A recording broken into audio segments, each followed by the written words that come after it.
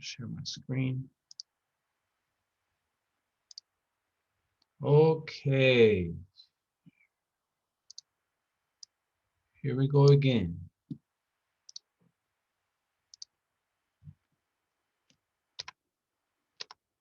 Una vez más, saludos a todos, hermanos. Espero que todos se sientan contentos, que todos tengan salud, que todos tengan paz en su corazón y estén dispuestos a escuchar la palabra de Dios en esta noche. Seguimos con el capítulo 4, con esta serie exhaustiva de la Torá sigue vigente. Vamos a hacer un sumario. Estaba diciendo sumario la otra semana y es sumario, y disculpen, que a veces se me cuatropean las palabras, pero quisiera hacer este sumario y me gusta hacer los sumarios porque nos recuerda un poquito, como todo va atado, ¿verdad? Esta serie, quiero simplemente recordar un poquito, ¿verdad? De lo que estuvimos tratando la semana pasada. Y básicamente la semana pasada estuvimos viendo evidencia en el Nuevo Testamento, específicamente en el libro de los Hechos, al final, ¿verdad? Desde el capítulo 21 en adelante, aunque todo el libro de los Hechos es igual, pero la evidencia contundente, la evidencia directa y sencilla que podemos ver, encontramos en el capítulo 21 del libro de los Hechos, donde nos dice que el apóstol Pablo guardaba la ley de Moisés, ¿ok? Y también miramos cómo Santiago, o más bien Jacobo, que era uno de los líderes de la iglesia primitiva en Jerusalén, él mismo le pidió a Pablo que hiciera ese voto, ¿verdad? Que pensamos que es o creemos que es un voto nazareno porque como la descripción de lo que está ocurriendo nos indica que es un voto nazareno. Santiago le dice algo bien importante, dice que él quiere que demuestre a la gente que estaba ahí, o sea, que Pablo demuestre a la gente que está ahí, que él está ordenadamente guardando la ley. Amén. Entonces, eso nos sugiere que para estar ordenadamente en el camino del Señor, en nuestra fe, debemos guardar la ley. ¿Ok? Y luego también más adelante miramos la defensa del apóstol Pablo delante de Félix, ¿verdad? Y miramos que él mismo le dice al gobernador que él cree, o sea, Pablo aún cree en la ley y los profetas, y estuvimos hablando de lo que significa esa palabra creer, ¿verdad? Que es la palabra emuná en hebreo, que significa hacer, escuchar y hacer. Y también descubrimos, ¿verdad? Por cuál era la razón verdadera por la cual Pablo, el apóstol Pablo, fue acusado por los judíos. No era necesariamente la razón que ellos decían, ¿verdad? De que Pablo estaba hablando en contra de la ley de Moisés. En realidad estaban furiosos porque el apóstol Pablo predicaba la resurrección de los muertos. Y la razón que sabemos que no podían comprobar que el apóstol Pablo estaba hablando en contra de la ley de Moisés, porque entonces ellos pudieron haber usado los escritos de Pablo, ¿verdad? Las cartas que él le había mandado a las iglesias en ese tiempo que estaban en circulación en ese entonces, ¿verdad? En Asia y en los lugares de esa área, pudieron haber utilizado esas cartas de Pablo para venir ante Félix o cualquier otro gobernador para acusarlo, pero no pudieron hacer eso porque Pablo no estaba en contra de la ley de Moisés, ¿ok? Ese es lo que estuvimos viendo, ¿verdad? Así rapidito, la semana pasada. No quiere esta cosa. All right. Esto es lo que vamos a estar mirando en esta tarde. Esta tarde, en este capítulo vamos a establecer un punto muy importante donde vamos a descubrir la base principal de los escritos de Pablo. Vamos a mirar, hermanos, un punto muy importante. ¿De dónde deriva o de dónde provienen todos los pensamientos del apóstol Pablo, sus escritos, todas sus cartas? ¿De dónde provienen? ¿De dónde vienen? ¿De dónde son? ¿Cuál es su inspiración para escribir cada una de estas cartas? Entonces vamos a estar hablando un poquito sobre eso porque creo que es un punto importante en cuestión es relevante a lo que estamos enseñando, ¿verdad? Que la Torah sigue vigente. Y este punto, ese primer punto, de dónde provienen los escritos de Pablo, cuál es la fuente de los escritos de Pablo, es un punto muy importante para llegar a la conclusión de que la Torah sigue vigente. También otra cosa que vamos a estar mirando en esta tarde, vamos a comenzar simplemente. Vamos a comenzar a ordenar las supuestas contradicciones del apóstol Pablo. Vamos a estar mirando en primera instancia en esta tarde. El apóstol Pablo dice en Romanos 6:14 que no estamos bajo la ley, sino bajo la gracia. En esta tarde vamos a hablar de eso, si Dios nos permite. Ya la semana que entra voy a estar hablando de las próximas 8 supuestas contradicciones del apóstol Pablo y vamos a tomar nuestra calma, lo vamos a explicar de una manera bien sencilla.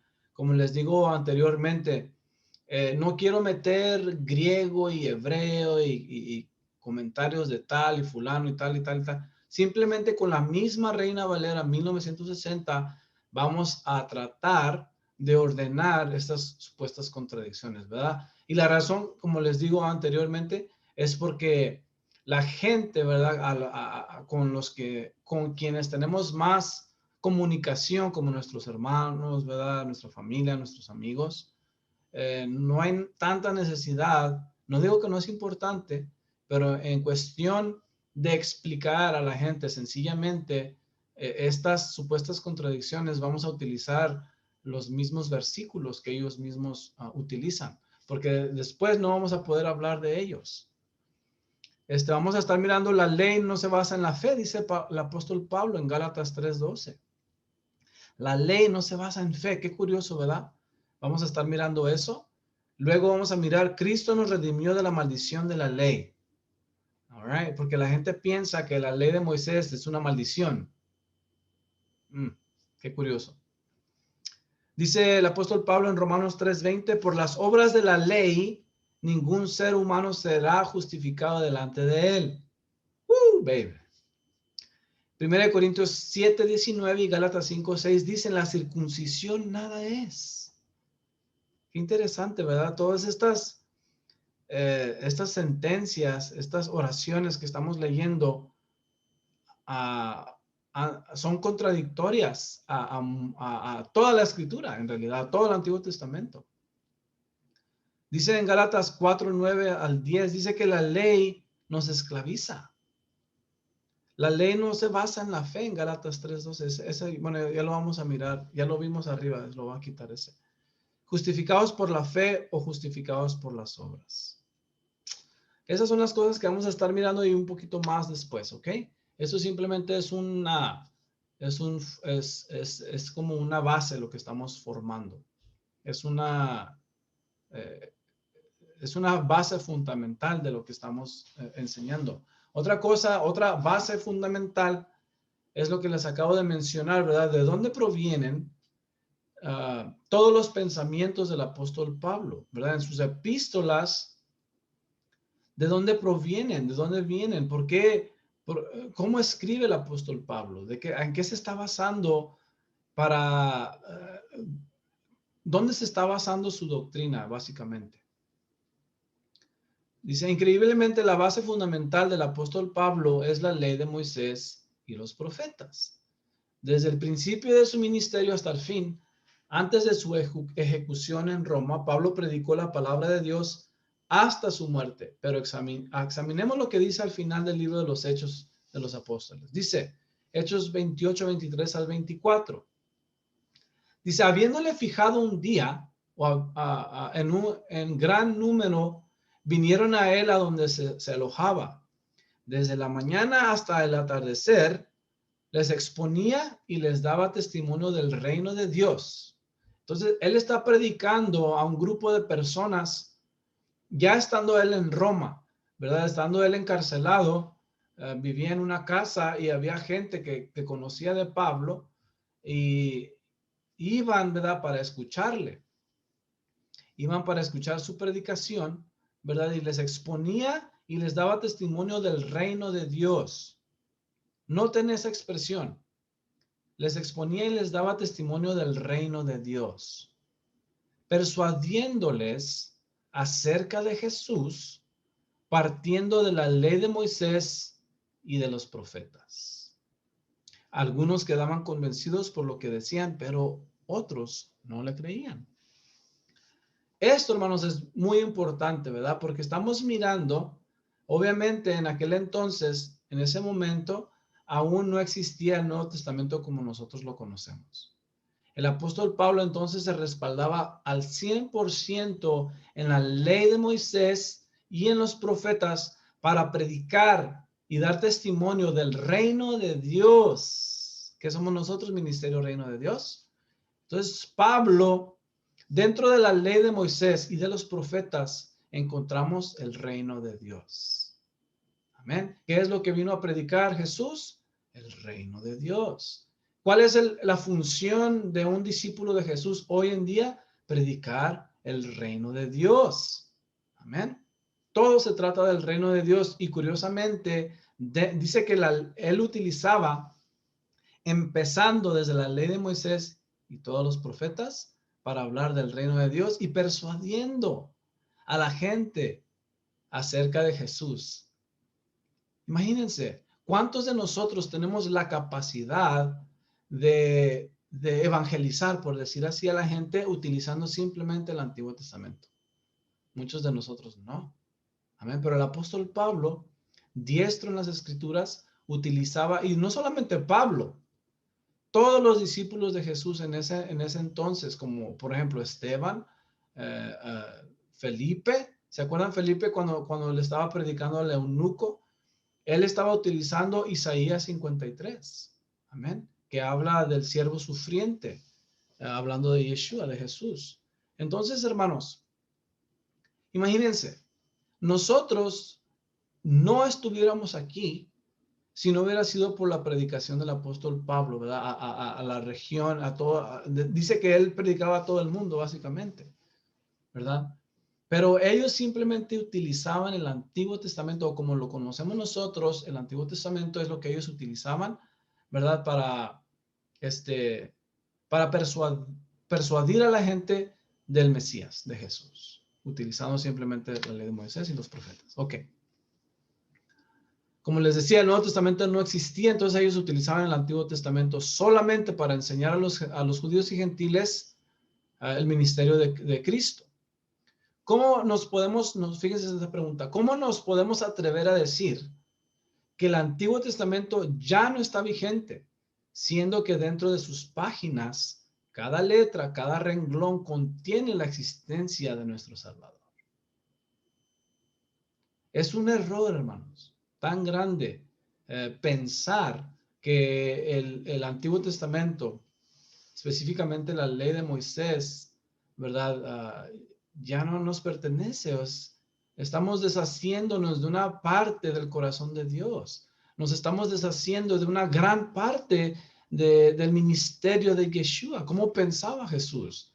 Hemos dicho antes, cómo Jesús se basaba, o más bien los versículos o los textos que Jesús utilizó más a menudo derivan del libro de Deuteronomio, en el cual estamos leyendo las parashas en esta última parte del año, ¿verdad? Y nos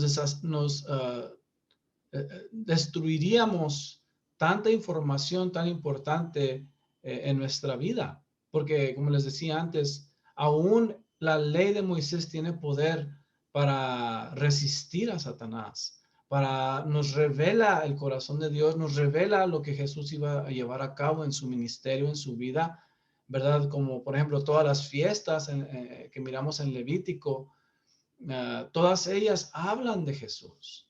Todo lo que hemos estado mirando, por eso es que cuando nosotros leemos ahora y que hemos estado leyendo la Torá, nos impresionamos cuántas veces podemos distinguir a Jesús, ¿verdad? En cada uno de los personajes, en cada uno de los mandamientos, miramos cómo nos revela una y otra vez a Jesucristo mismo.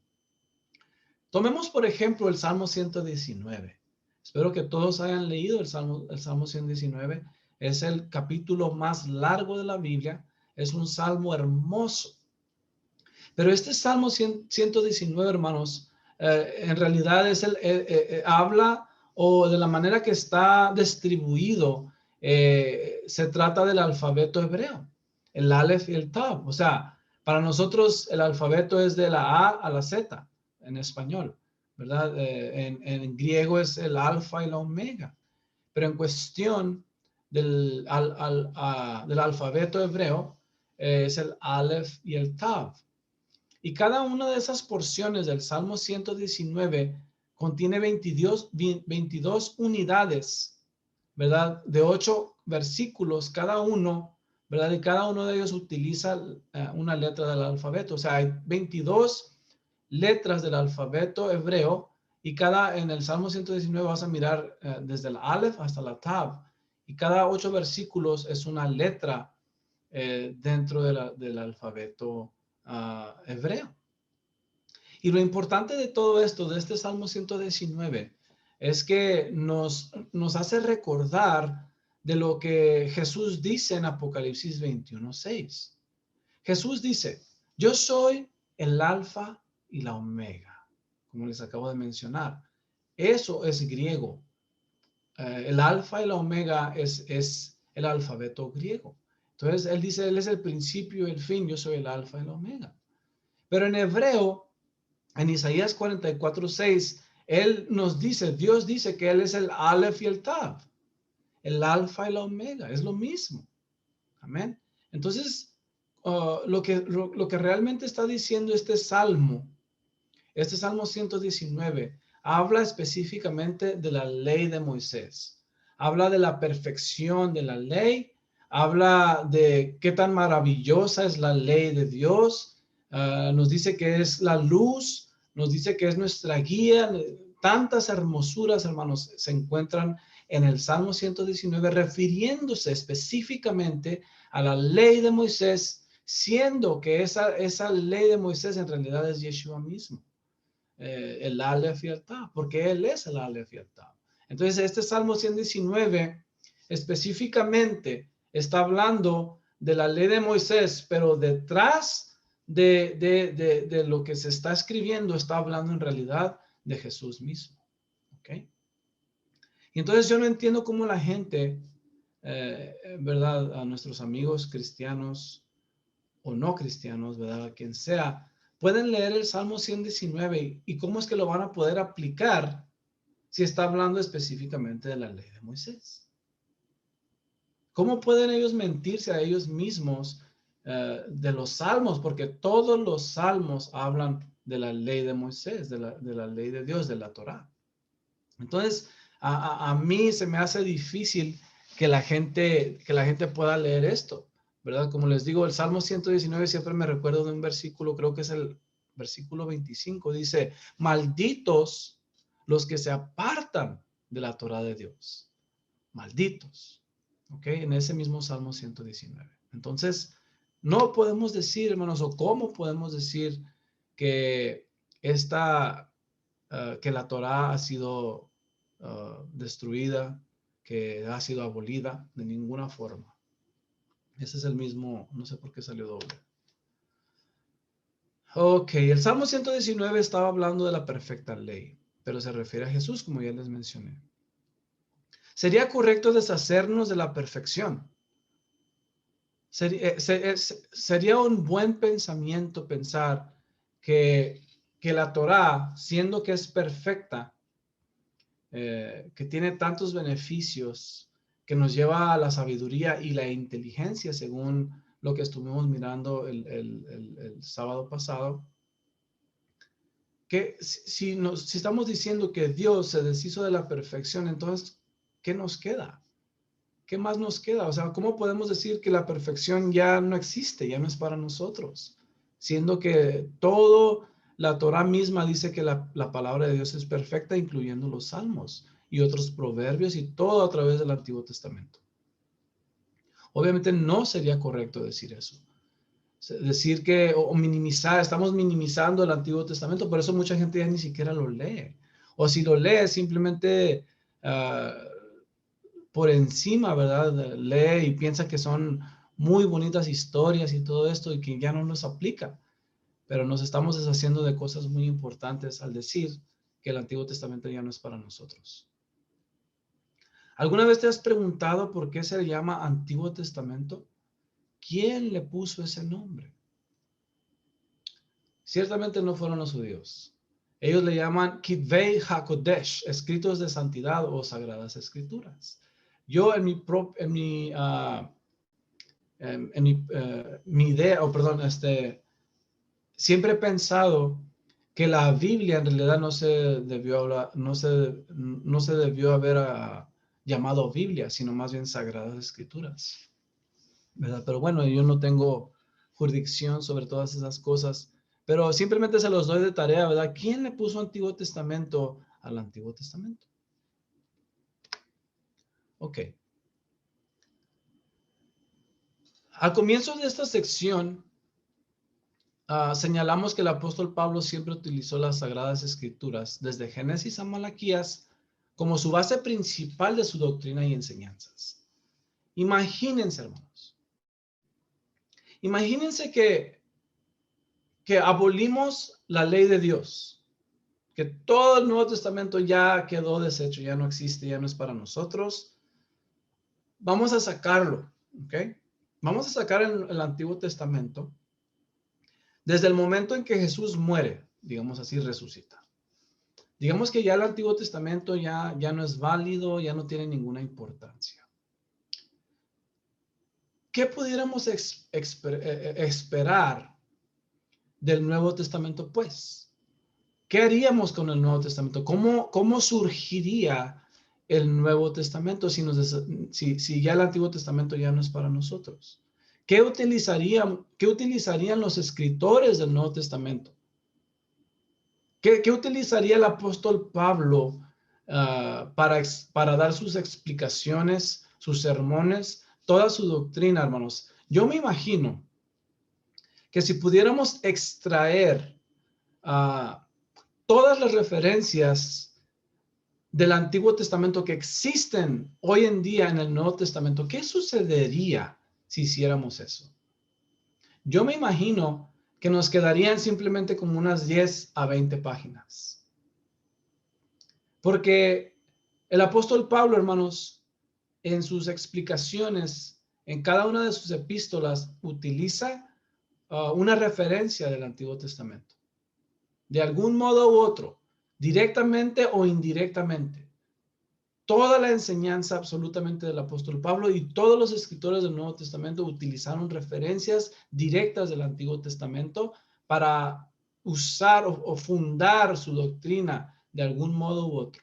¿Ok? Entonces, si extrajéramos absolutamente todas esas referencias, hermanos, el Nuevo Testamento serían unas cuantas páginas solamente. Fíjense en esto. Existen aproximadamente 250 textos directos del Antiguo Testamento al Nuevo Testamento. Pero existen alrededor de 1000 alusiones del Antiguo Testamento en el Nuevo Testamento.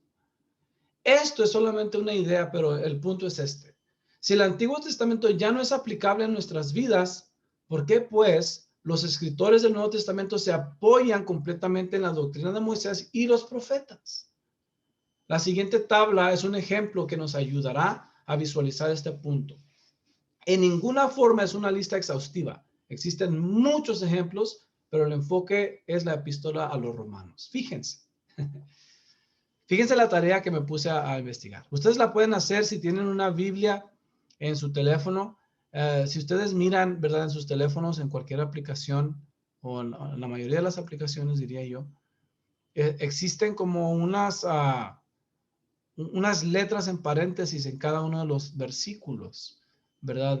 Que leemos especialmente en el Nuevo Testamento, que nos refieren a algún texto del Antiguo Testamento, y es básicamente lo que estoy haciendo aquí.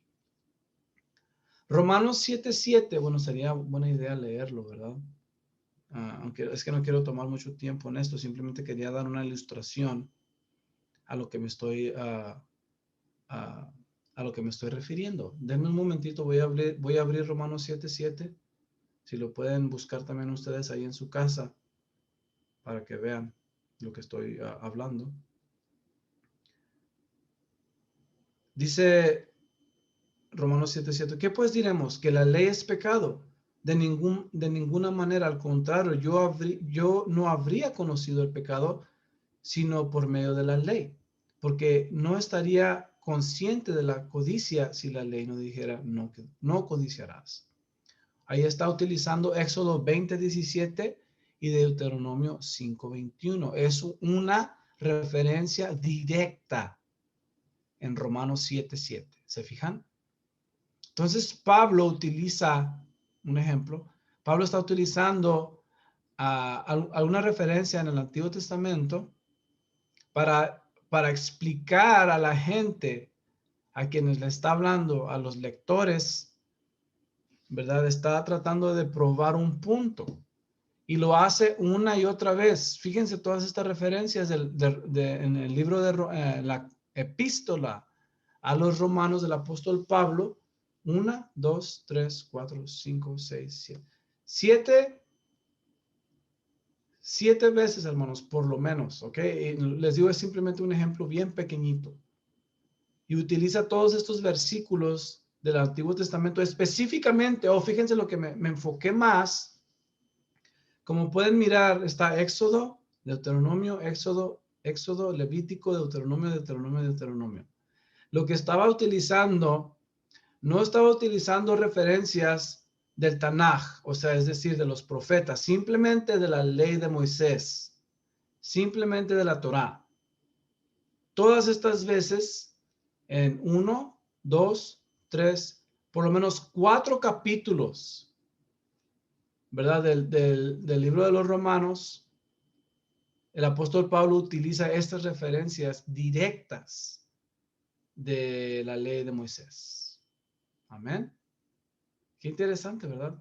Lo curioso es que también los profetas del Antiguo Testamento utilizan una y otra vez estas referencias de la Torá, una y otra vez. No escribieron nada distinto. Todos ellos se basaron en la ley de Moisés, igual que el apóstol Pablo lo está haciendo aquí.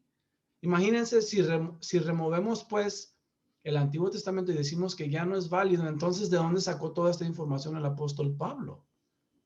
Absolutamente no podemos decir que el Antiguo Testamento no es para nosotros. Y el mismo Pablo está diciendo y está aplicando todo esto para nuestras vidas. Amén. Espero que me esté explicando correctamente. Entonces el fin del discurso es este. Pablo no pudo escribir ningún capítulo completo si antes citara a Moisés o a uno de los profetas, los cuales guardaban la ley de Moisés.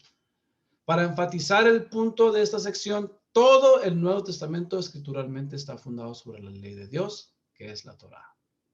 Absolutamente. No hay nada nuevo. Ellos simplemente daban una explicación de lo que hablaba la ley de Dios, de alguna manera u otra, pero nada de lo que ellos escribieron fueron pensamientos propios de ellos. ¿Okay? Todo viene por inspiración divina, es decir, por la palabra de Dios.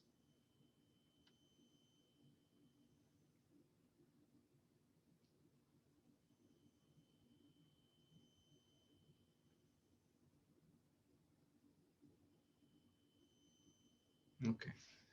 Por eso el apóstol Pablo, que es en 1 Timoteo 3:16, siempre me equivoco con esos dos textos, 1 o 2 Timoteo 3:16, nos dice que toda la palabra de Dios es inspirada, toda la palabra de Dios es inspirada por Dios. Déjenme ver. 1 Timoteo 3:16.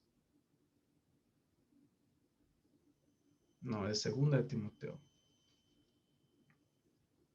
3:16. Toda la escritura es inspirada por Dios y es útil para enseñar, para la reprensión, para la corrección, para la instrucción en justicia, a fin de que el hombre de Dios sea perfecto, eternamente capacitado para toda buena obra. Obviamente el apóstol Pablo en este momento se está refiriendo simplemente al Antiguo Testamento. Entonces, si nos deshacemos del Antiguo Testamento, ¿verdad? Que es palabra inspirada por Dios, entonces nos deshaceríamos de la enseñanza, de la reprensión, de la corrección, de la instrucción en justicia, a fin de que seamos perfectos y capacitados para toda buena obra. Entonces yo pienso que es el problema lo que está ocurriendo hoy en día en la iglesia, que mucha gente no quiere corrección, mucha gente no quiere vivir bajo justicia, mucha gente no quiere enseñanza, no quiere reprensión, no quieren exhortación, simplemente quieren la gracia de Dios, la gracia y el amor de Dios, pero sin tener ellos que poner nada de su parte en cuestión de justicia, en cuestión de corrección y todas estas cosas. Ese es el problema, hermanos, cuando nos deshacemos de la Torah. Entonces, ya les dije todas esas contradicciones, las mencioné al inicio y lo que vamos a estar mirando. Pero hoy, en esta tarde, me voy a enfocar simplemente aquí, en la número 1. Romanos 6:14. Si abren su Biblia ahí, vamos a estar mirando esta parte. No estamos bajo la ley, sino bajo la gracia. Vamos a ver si podemos descubrir algo. Ya no estamos bajo la ley, sino bajo la gracia, dice el apóstol Pablo en Romanos 6:14. ¿Qué realmente significa todo esto? Porque mucha gente desafortunadamente ha estado utilizando por muchos años, por muchas décadas, leen esta frase, ¿verdad? Hoy en día la gente utiliza este mismo verso para decir que no, ya no tenemos que guardar la Torá porque ya no estamos bajo la ley, sino bajo la gracia. ¿Cuántas veces no hemos escuchado estas cosas, verdad? Muchas veces. Y como les decía antes, hay muchas formas de explicar la misma cosa, ¿ok? Hay muchas formas. De la manera que les estoy enseñando en esta tarde, no es la única manera, obviamente. Hay muchas formas de explicarlo, de verlo, pero esta es la forma que se me ocurrió a mí, ¿verdad? En primer lugar, porque es sencilla, es fácil y creo que por lo fácil o sencillo que es fácil también de digerir y de aprender para poder enseñar a alguien más. Antes de analizar esta cita, debemos entender dos cosas. Primero, no debemos crear una doctrina de un solo versículo. No podemos. Segundo punto, es necesario considerar el contexto de cualquier texto. Es necesario considerar el capítulo entero, la carta en sí, el libro completo y toda la escritura en cualquier tema. Entonces, para que no caigamos en el error de las contradicciones de la Biblia, tenemos que considerar cualquier tema de principio a fin. ¿Ok? Porque si leemos textos fuera de contexto, y ahorita les voy a dar unos ejemplos de esto, para que vean lo peligroso que es cuando extraemos solamente una porción de un texto para fundar una doctrina, hermanos. Causamos tantos errores por hacer eso. Es donde viene la frase que todos hemos escuchado: un texto fuera de contexto es solo un pretexto. Eso es lo que vamos a estar mirando, ¿verdad? Y vamos a mirar lo peligroso que es un texto fuera de contexto. Veamos el siguiente ejemplo. Fíjense lo que dice en 1 Corintios 15:32. Dice: si como hombre batallé en Éfeso contra fieras, ¿qué me aprovecha? Dice: si los muertos no resucitan, comamos y bebamos, porque mañana moriremos. ¿Qué tal si extraemos simplemente esto? Es lo que está diciendo el apóstol Pablo aquí. Si los muertos no resucitan, comamos y bebamos porque mañana moriremos. Y digamos, mira, el apóstol Pablo está diciendo que porque los muertos no resucitan, entonces vamos a vivir la vida loca. Vamos a los parties, vamos a decir y hacer lo que queramos, porque de todos modos mañana vamos a morir. Vamos a disfrutar de la vida, vamos a disfrutar de lo que existe, ¿verdad? Vamos a comer lo que sea, todo eso. Eso es lo que realmente está diciendo el apóstol Pablo en este versículo. Bueno, si lo leemos fuera de contexto, sí está diciendo eso, ¿se fijan? Pero simplemente podemos mirar así tan fácil y tal vez tan un poco sarcástico lo que estoy haciendo, ¿verdad? ah, que ¿quién va a tomar este texto fuera de contexto? Bueno, si yo tomo este texto fuera de contexto, la gente mira, está loco el hermano Raúl. Bueno, pero ¿por qué estamos haciendo lo mismo con Romanos 6:14? ¿Por qué estamos haciendo lo mismo con todos los demás? Con Gálatas 3:12, con Gálatas 3:13, con Romanos 3:20.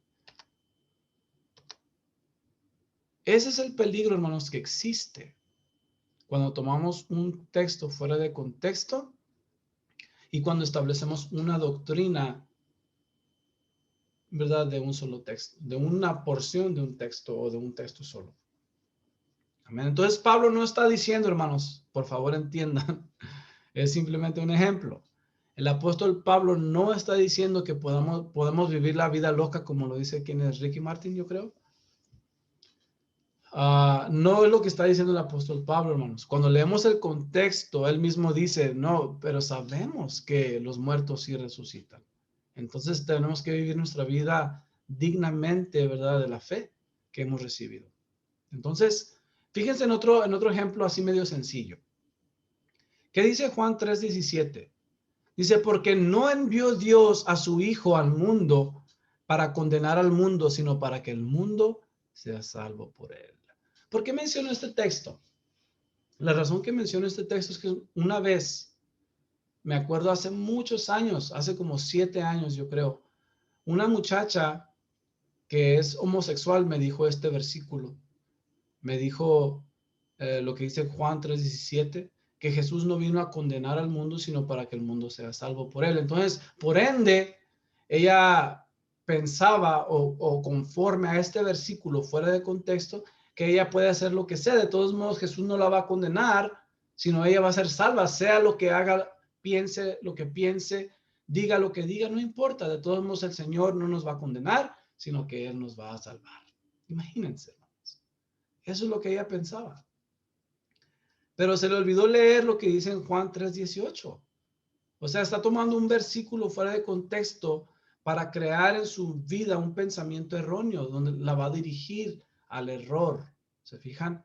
Entonces, por eso, hermanos, es bien importante leer cada uno de los textos. Lo tenemos que leer en su contexto y mirar en sí lo que dice la Biblia en ese tema. No podemos tomar versículos aislados y crear un pensamiento de eso. No debemos, o si lo hacemos, vamos a caer en el error, ¿verdad? Entonces, es lo mismo que sucede con Romanos 6:14. Exactamente lo mismo. Es un texto fuera de contexto. Ahora sí vamos a tratar de analizar el texto, ¿verdad? Así bien sencillo. Vamos a mirar lo que podemos conectar, a ver si podemos hacer ciertas conexiones para aclarar lo que realmente el apóstol Pablo trata de decir. Dice, porque el pecado, fíjense cómo dice el texto completo, porque es muy importante. El mismo texto nos está diciendo lo que está hablando, ¿ok? Fíjense, porque el pecado no se enseñoreará de vosotros. Entonces, ¿de qué está hablando? Está hablando del pecado, este texto. Nomás el puro texto. Ni siquiera deberíamos ver todo el capítulo 6, toda la carta a los romanos, obviamente. Pero tan sencillamente en ese versículo mismo completo dice, porque el pecado no se enseñoreará de vosotros. Entonces, esto es clave. Esta es una sentencia muy clave, ¿ok? Que tenemos que considerar. Dice lo demás, pues no estáis bajo la ley, sino bajo la gracia. Entonces, cuando la gente lee, pues no estáis bajo la ley, ¿qué es lo que piensa la gente inmediatamente? ¿O qué es lo que dicen? Lo que la gente dice cuando lee este texto, fuera de contexto, dicen que ya no estamos bajo la ley de Moisés, por el problema de que utilizaron la palabra ley, ¿verdad? Esa palabra ley ha dañado el pensamiento de la gente. Entonces, todos piensan que ya no están bajo la ley de Moisés, sino bajo la gracia. ¿Ok? Entonces, pero el mismo texto nos está diciendo porque el pecado no se enseñoreará de vosotros. Está hablando del pecado. Vamos a ver, ¿qué es lo que dice Romanos 7:7? Romanos 7:7 dice, ¿qué pues diremos? ¿La ley es pecado? En ninguna manera. Entonces, si Romanos 7:7, que es un capítulo después, dice que la ley no es pecado, entonces, ¿cómo podemos decir que ya no estáis bajo la ley? ¿Verdad? Si la ley de Moisés no es pecado, ¿cómo podemos decir que no estamos bajo esa ley, sino bajo la gracia? Es imposible, porque la ley de Dios no es pecado, obviamente. Y eso lo sabemos nosotros, que hemos estado estudiando la ley de Moisés. La ley de Moisés, ¿qué dice el apóstol Pablo? Que la ley es espiritual, que el mandamiento es santo, que el mandamiento es bueno.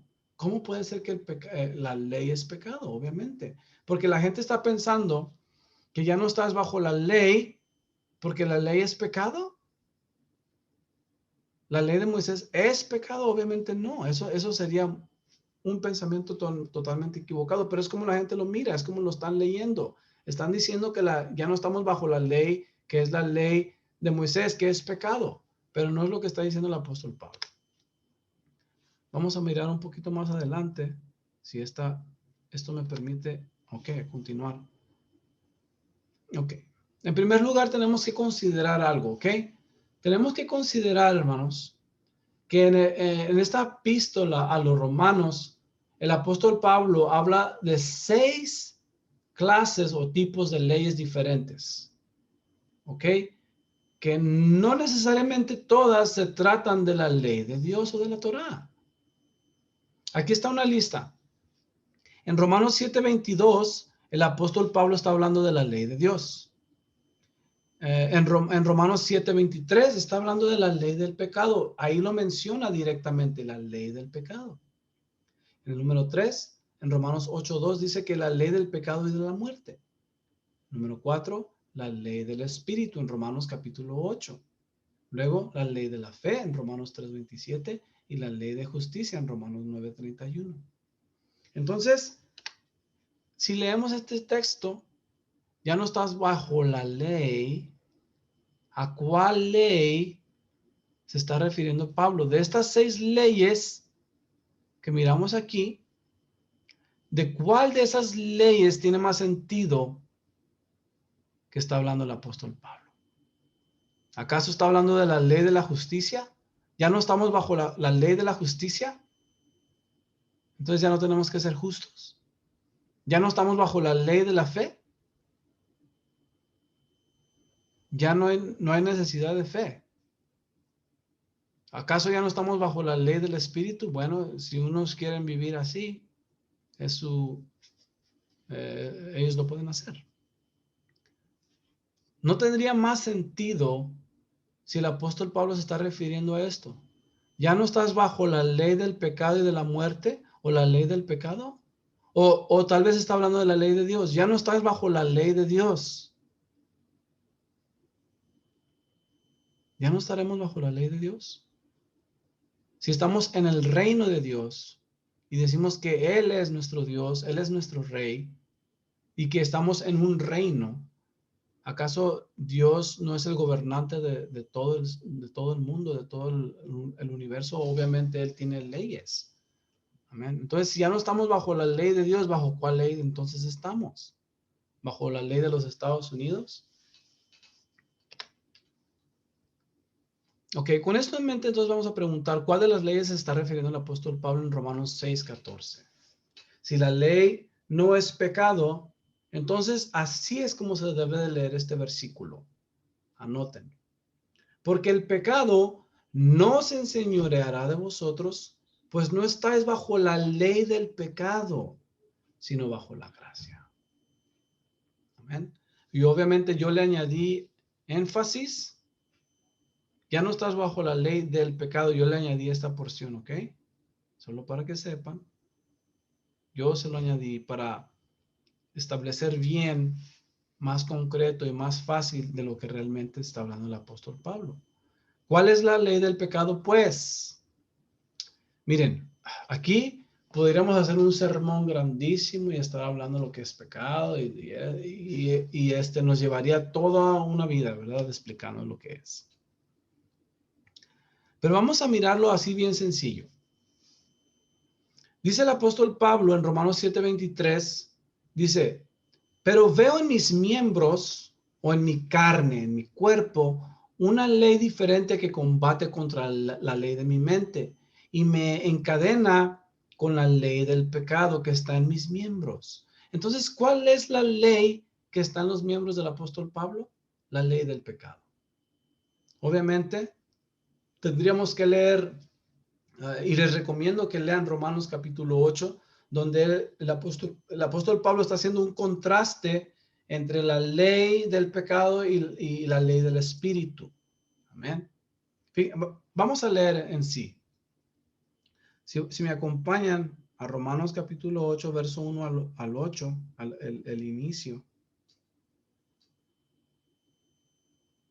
Voy a leer Romanos 8 del 1 adelante. Dice, ahora pues, ninguna condenación hay para los que están en Cristo Jesús, porque la ley del Espíritu de vida en Cristo Jesús me ha librado de la ley del pecado y de la muerte. Entonces, la ley del Espíritu nos libra de la ley del pecado y de la muerte, es decir, nos libra de estar viviendo bajo el pecado que está en nuestros miembros. Amén. Porque Dios hizo lo que era imposible para la ley, por cual era débil por la carne. O sea, el que es débil en la carne es uno, no la ley. Habiendo enviado a su propio Hijo en semejanza de carne, de pecado, y a causa del pecado condenó al pecado en la carne. ¿Quién? Jesús. Para que la justa exigencia de la ley fuese cumplida en nosotros, que no andamos conforme a la carne, sino conforme al Espíritu. Entonces, cuando estamos bajo la ley del pecado, ¿ok? Donde que permanece, dice que es una ley que permanece en nuestros miembros. Dice, pero está haciendo un contraste de que cuando nosotros vivimos en el Espíritu o en la ley del Espíritu, ya no estamos bajo la ley del pecado. O el pecado ya no se enseñorea de nosotros, es decir, ya no tiene dominio sobre nosotros. ¿Ok? Me estoy excitando un poco porque, Dios mío, déjame, hasta me siento caliente. Espérenme. Porque los que viven conforme a la carne piensan en las cosas de la carne, pero los que viven conforme al Espíritu en las cosas del Espíritu. Porque la intención de la carne es muerte, pero la intención del Espíritu es vida y paz. Pues la intención de la carne es enemigo. Fíjense aquí, hermanos. Marquen Romanos 8:7. Pues la intención de la carne es enemistad contra Dios, porque no se sujeta a la ley de Dios ni tampoco puede. Así que los que viven según la carne no pueden agradar a Dios. ¿Se fijan? Entonces, la intención de la carne es enemistad contra Dios porque no se sujeta a la ley de Dios. Eso es lo que se está hablando el apóstol Pablo. A eso se está refiriendo. Que ya no estamos bajo la ley del pecado, porque ya la ley del pecado no nos domina, sino que por la gracia que Dios nos da, porque por gracia sois salvos por medio de la fe, ¿ok? Venimos a una atmósfera distinta, a un ámbito completamente diferente que es el Espíritu. Y el Espíritu de Dios, como les decía, ¿por qué recibimos el Espíritu de Dios según Ezequiel? Para que guardemos sus mandamientos. Entonces, cuando vivimos conforme al Espíritu, nos podemos sujetar a la ley de Dios. Y ya les demostré en capítulos anteriores que la ley de Dios y la ley de Moisés son sinónimos, son lo mismo. Porque Dios le dio la ley a Moisés, proviene de Dios, fue inspirada por Dios. El mediador fue Moisés, pero él no fue quien dio la ley, fue Dios. Entonces, cuando vivimos conforme al Espíritu, obviamente ya no vamos a estar bajo la ley del pecado. Amén. Gloria a Dios. La ley del pecado es la inclinación de pecar y sabemos que el pecado es la infracción de la ley. Primera de Juan 3:4, 1 Juan 5:17 dice, toda maldad. Otra versión dice, toda injusticia es pecado. Qué curioso que Deuteronomio 6:25 diga, y será para nosotros justicia si tenemos cuidado de poner por obras todos estos mandamientos delante del Señor nuestro Dios, como Él nos ha mandado. Amén. ¿Cómo, hermanos? ¿Se fijan? Todo está atado. La ley de Dios nos trae justicia. Entonces ya no pecamos porque estamos viviendo bajo la justicia. ¿Y cómo adquirimos esa justicia? Según Deuteronomio 6:25, si tenemos cuidado de poner por obra todos los mandamientos del Señor. Una cosa está relacionada con la otra. Pero el apóstol Pablo obviamente no está diciendo que ya no estamos pues bajo la ley de Moisés, porque en ese caso no tuviéramos justicia y entonces estuviéramos siempre infringiendo la ley de Dios y estuviéramos viviendo siempre en maldad. Entonces, si siempre estamos viviendo en maldad, entonces, ¿qué nos queda? ¿Dónde queda la santidad? ¿Dónde queda el honor a Dios?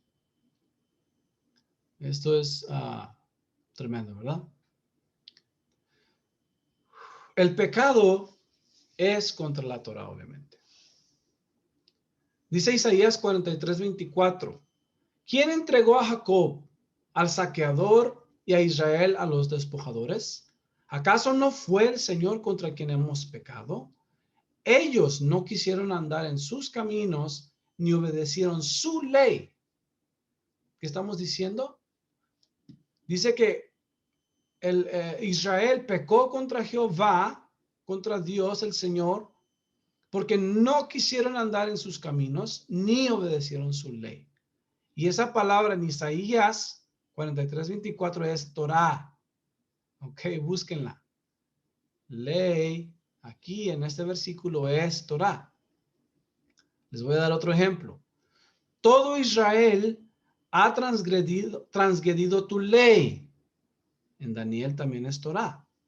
Apartándose para no escuchar tu voz. Por ello han sido derramados sobre nosotros la maldición y el juramento que están escritos en la ley de Moisés, siervo de Dios, porque hemos pecado contra él. ¿Contra quién? ¿Contra Moisés o contra Dios? Obviamente han pecado contra Dios. Pero se fijan lo que estamos diciendo, hermanos. Estamos estableciendo que la razón que la gente o el pueblo de Israel entró en pecado o vivieron en pecado o en maldición es porque se alejaron de la ley de Dios, la ley o la Torah. Transgredieron la ley. ¿Qué es lo que dice acá? 1 Juan 3:4. El pecado es infracción de la ley. Entonces, ¿a cuál ley se está refiriendo aquí Juan? Porque muchos dicen, la otra vez estaba escuchando a un maestro de apología, de apologética, que aquí en 1 Juan 3:4 puede referirse a cualquier otra ley, ¿verdad? El pecado es infracción de la ley de Roma o de la ley civil. No, hermanos, el apóstol Pablo ni el apóstol Juan iban a estar hablando de esa forma de cualquier otra ley. Obviamente se están refiriendo a la ley de Dios, a la ley de Moisés. Come on. This is so simple. Ok. All right. Entonces ya leímos Romanos 8. Vamos a seguir hacia adelante. Espero que me esté explicando. Como no miro sus reacciones, eso es lo difícil, ¿verdad? Que parece que estoy hablando conmigo mismo. Otro problema que existe en Romanos 6:14 es la doctrina del dispensacionalismo. Es decir, que en el dispensacionalismo, básicamente lo que hacen es que dividen la era del ser humano o la historia del ser humano en dispensaciones. Como por ejemplo, al inicio es la dispensación no recuerdo muy bien. Es de Adán y Eva, básicamente, ¿verdad? Creo el hermano Charlie lo supiera más fácil. Hace mucho que no estudio las dispensaciones y se me olvidan. Pero el caso es que las dispensaciones las tiene, la era del ser humano las tienen explicadas o divididas en dispensaciones. Entonces, hay la dispensación de la ley y luego está la dispensación de la gracia ya después de Yeshua. Entonces, cuando la gente lee Romanos 6:14, se enfocan tanto en la dispensación de la gracia que la gente rápidamente se les olvida o desechan el hecho de que Dios es un Dios de gracia siempre. Es lo que les estuve hablando el sábado. Dios es gracia, ¿verdad? De Él proviene la gracia. Entonces, cuando la gente lee Romanos 6:14, leen que ya no estamos bajo la ley, sino bajo la gracia. Es que ya estamos bajo la dispensación de la gracia y no bajo la dispensación de la ley. Entonces, por eso es diferente. Ya no tenemos que guardar la ley porque estamos bajo la gracia. Y hacen una confusión tremenda, ¿verdad? Porque dividen una cosa de la otra. Como lo han hecho con el Antiguo y Nuevo Testamento, lo dividen y piensan que ya no hay necesidad de guardar el uno porque el otro ya lo reemplazó. De la misma manera, la dispensación de la gracia, básicamente lo que ha ocurrido es que han dividido las dispensaciones de la era del ser humano entre la ley y la gracia y hay un problema muy grande ahí. Pero, les voy a dar varios ejemplos de cómo podemos determinar y establecer y notar que Dios siempre ha sido un Dios de gracia. Dios no deja su gracia a un lado por un momento para dar ley y luego gracia. No, Dios, es más, la ley fue dada por la gracia de Dios. ¿Ok? No hay ninguna distinción en realidad, en mi punto de vista. Fíjense en esto. La gracia de Dios la podemos apreciar a través de toda la historia de Israel. La gran liberación de Egipto era una muestra de su gracia. Los continuos sacrificios y la expiación por el pueblo una vez al año son muestras de su gracia. La continua protección sobre su pueblo son señas de su gracia. Quiero que lean todos estos versículos, ¿verdad? Porque todos esos versículos nos están hablando lo que yo estoy diciendo. La ley y los mandamientos o la Torá son para hallar gracia ante los ojos de Dios, según Proverbios 3:1-4.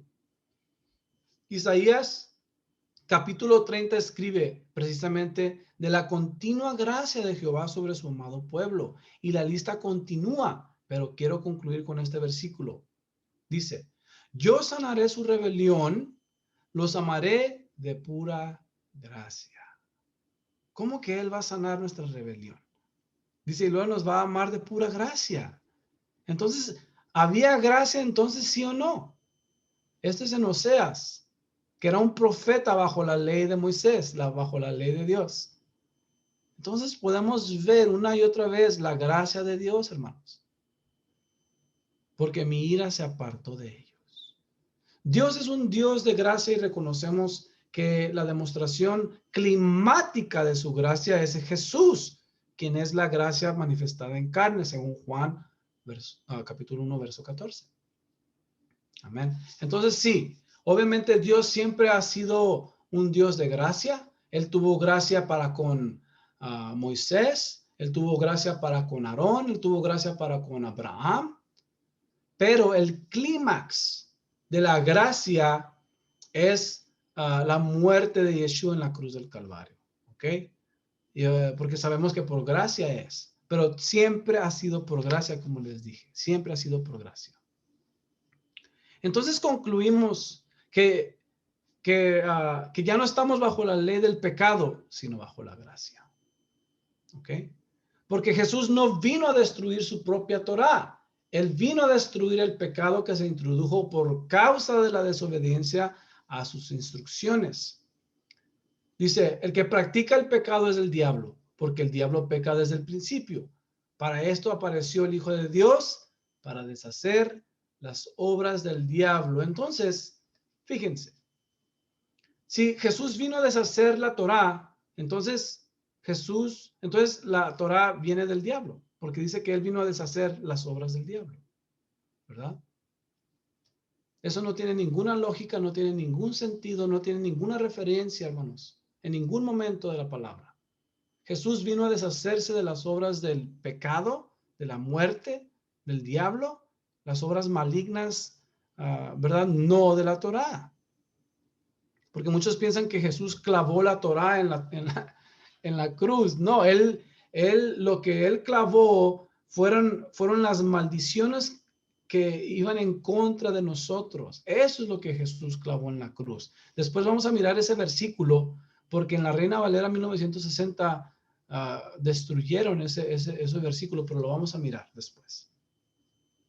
Entonces, estamos bajo la gracia, porque aunque éramos pecadores y merecíamos la muerte, Él nos libró de esa condena por su gracia. Amén.